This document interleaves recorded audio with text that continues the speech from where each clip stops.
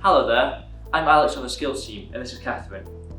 This month we're going to talk to you about our top advice for reading. Our first piece of advice is that if you've got a book that's really long, just because it might be on your reading list doesn't mean you have to read the thing in full. What we'd recommend is only reading the specific parts. Catherine, would you like to give some guidance on this? Yeah, how I read specific parts is looking through the table of contents or the index.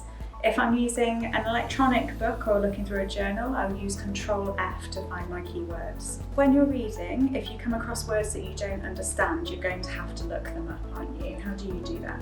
Well, the first thing I would do is I'd look at the glossary at the back of the book. Often this has the author's own definition of the term in context. If you can't find it in the glossary, another way of finding it is by searching it into an online dictionary. However, you might need to choose the context that is right for that piece. Probably the most significant piece of advice we can give you is reading outside of your academic context. Read for fun. This helps you in multiple ways, doesn't it, Catherine? It does. So reading for fun gives you a little bit of a break from your academic reading.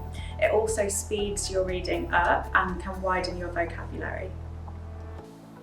When reading, make sure you read the full paragraph before you start to make any notes. Why might this be useful? Well, it can actually help you save a lot of time. Have you ever found yourself in a situation where you're making notes and you've been making notes for quite a while and you realise that the point you're actually writing down is completely irrelevant? Well, if you've read the paragraph first, it can avoid this happening. Secondly, it can also, even if it is relevant, it can actually help you revise the content. Because when you've read it, and then when you write it down again, it helps embed it into your brain because you understand what you're writing and it has a second pass through your head. This means that you're more likely to reproduce it in an exam, or you can remember it when writing your essay. For more information from us, you can find our skills guides on the library pages under Finding Subject Information.